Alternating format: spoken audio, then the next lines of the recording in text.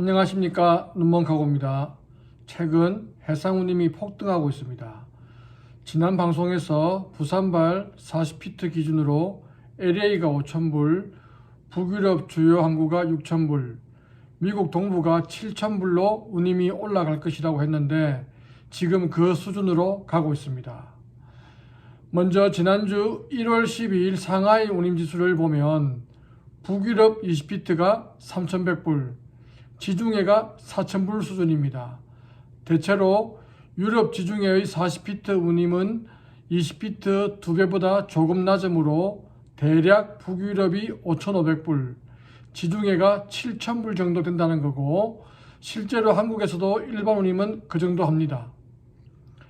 미국 서부는 상하이 운임지수가 40피트 3,900불이고 미국 동부가 40피트 5,800불입니다.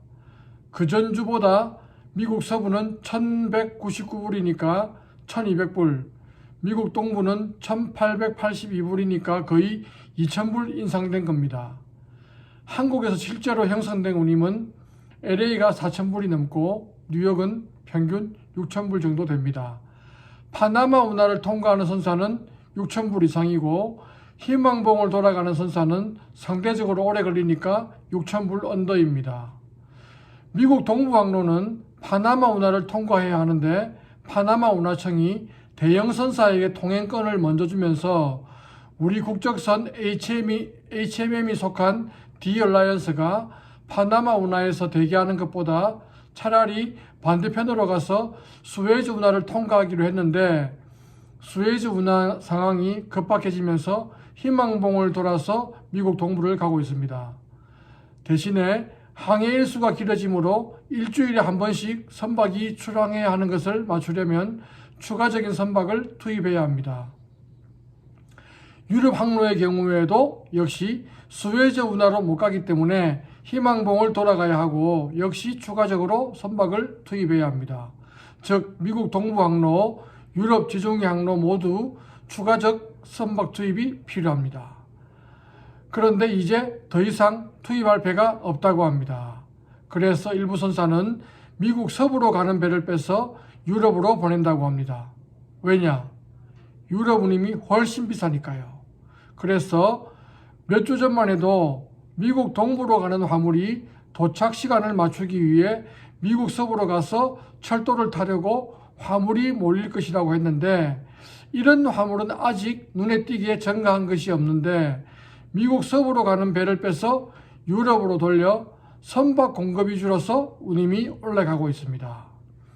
이렇게 항해 일수가 길어지다 보니 재고 수량을 아주 적게 가져가면서 재고 비용을 줄여 원가를 낮추는 정책을 펴던 회사들이 문제가 생기기 시작했습니다. 그 중에 하나가 독일 테슬라입니다. 독일 테슬라가 최근 부품 조달에 문제가 생겨서 오는 1월 29일부터 2월 11일까지 일시 조업 중단을 결정했습니다. 미국 동부 지역에 공장을 짓고 있는 우리나라 기업의 경우도 원부자재 조달에 신경을 많이 써야 할 것 같습니다.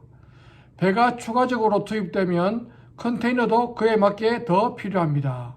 컨테이너가 필요하면 생산을 해야 하는 시간이 필요하고 또 선사 입장에서는 지금 컨테이너가 부족하다고 해서 비싼 돈을 주고 컨테이너를 만들었는데 이 상황이 끝나고 컨테이너가 남아 돌게 되면 손해가 되니까 컨테이너 신규 제조를 쉽게 결정하지 못합니다.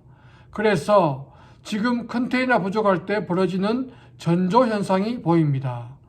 지난주부터 빈 컨테이너 반출을 제한하는 선사가 나오고 있습니다. 배출항이 일주일 이내의 경우에만 빈 컨테이너를 반출하게 합니다. 코로나 시기에 빈 컨테이너가 없을 때 하던 건데 다시 시작하고 있습니다. 아시아 지역은 수출 지역이므로 항상 빈 컨테이너가 부족합니다. 그래서 유럽과 미국에서 빈 컨테이너를 갖고 옵니다. 그런데 그 빈 컨테이너를 가지고 올 배가 없습니다. 항해 일수가 길어지다 보니까 그 배가 아시아 지역으로 돌아오는 날짜도 길어졌기 때문입니다.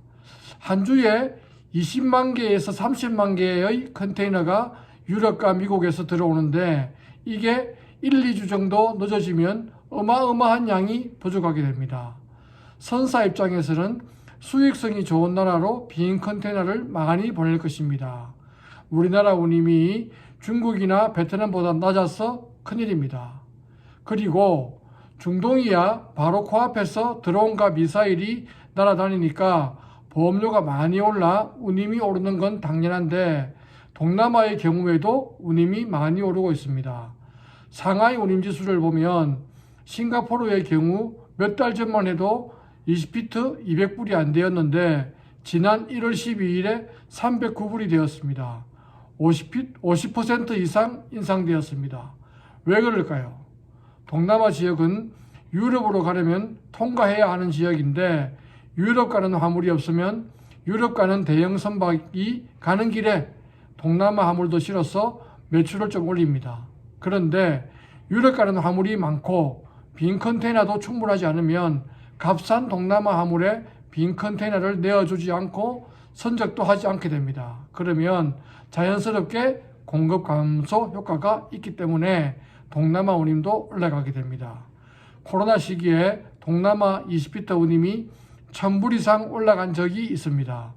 이 상황이 계속되면 동남아 운임도 20피트 400에서 500불 이상 나올 수도 있습니다.